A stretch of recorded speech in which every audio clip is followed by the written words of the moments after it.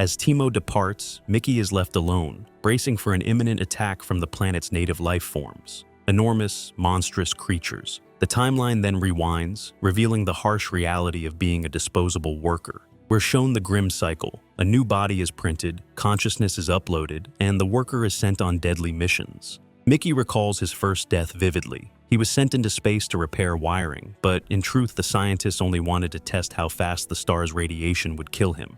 Mickey Barnes didn't accept this job because life was good back on Earth. In fact, both he and Timo were deeply in debt to gangsters, who made their threats very clear, using a chainsaw and another unfortunate debtor to demonstrate what would happen if they didn't pay up. Since they had no money, the boys enrolled in Kenneth Marshall's program to colonize Niflheim, Timo as a pilot and Mickey Barnes as Expendable. Mickey's body is scanned for later reproduction, and a copy of his consciousness is made and stored in a vault. The final chord is a shot to the head to prove that the applicant believes in the system and is ready to go all the way. The journey is marred by strict food economy. A portion a few calories over the norm is considered a crime. Also, the head of the mission, Marshall, and his wife, forbid intimate relationships on board, as this is also a waste of valuable calories. In the cafeteria, Mickey meets security agent Nasha, with whom he actively violates this ban before arriving on the planet. Regular deaths have become commonplace for Mickey.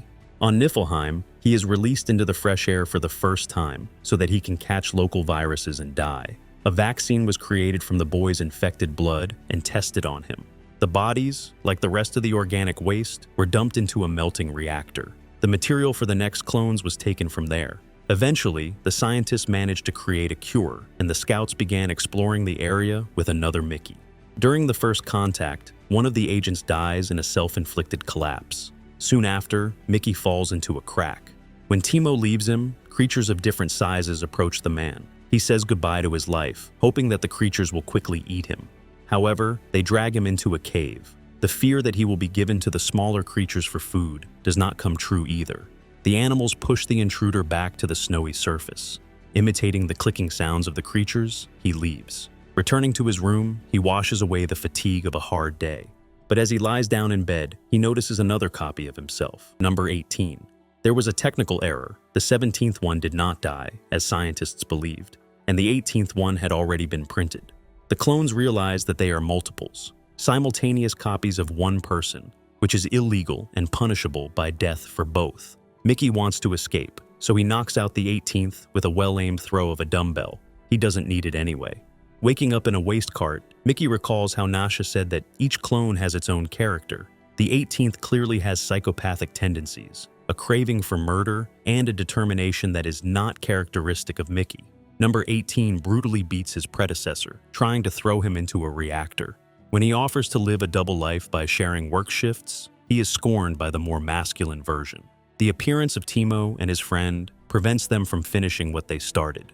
The pilot sells the fuel extracted from Mickey's flamethrower, which is used as a banned substance.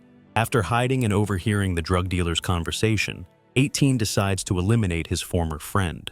When he is alone, he attacks Timo and throws him into the mine.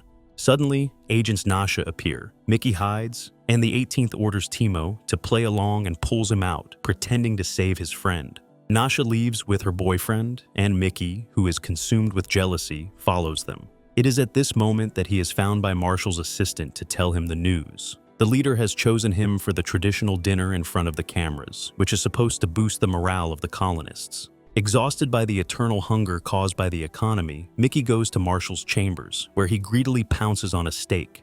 Later, they are joined by Agent Kai, the partner of the girl who died during the raid. Marshall apologizes to Mickey for yelling at him about it. Then they pray for the repose of the deceased soul. The prayer is interrupted by a bout of ill health. Mickey feels sick right at the table. It turns out that they tested synthetic meat on him, and at the same time, a new painkiller. He is immediately injected with the medicine.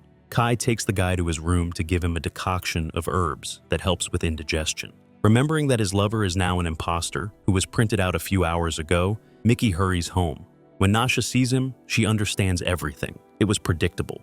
Being under the influence of the fuel, she marks them with serial numbers and forces them to make up. They are interrupted by Kai, who has brought Mickey a remedy for his stomach pain. Meanwhile, 18 learns from 17 about the incident at the dinner. He becomes furious, accusing Marshall of inhuman treatment, and decides to eliminate him. Fortunately, Nasha left her service pistol behind. The 18th goes to the hall where the head of the mission is making a new presentation. He shows the local stone delivered that day, which he wants to use to make a memorial with the names of the first colonists. The marshal is speaking to the audience when a laser cuts through the stone, revealing that there are cavities inside. 18 aims at the leader, but the weapon is noticed and they rush at him. A creature hides in the stone, and its appearance causes panic. As a result, 18 and his gun end up on the floor while the audience chaotically scatter. The marshal orders the scientists to capture the creature, for which they put on protective suits.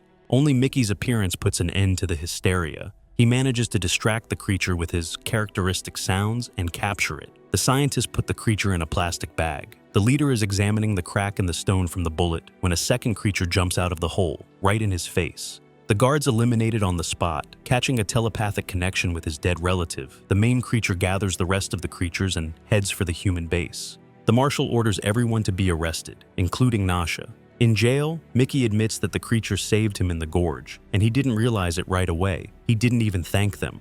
They are taken to the marshal, and on the way, it turns out that the local population of creatures has surrounded the base in full force.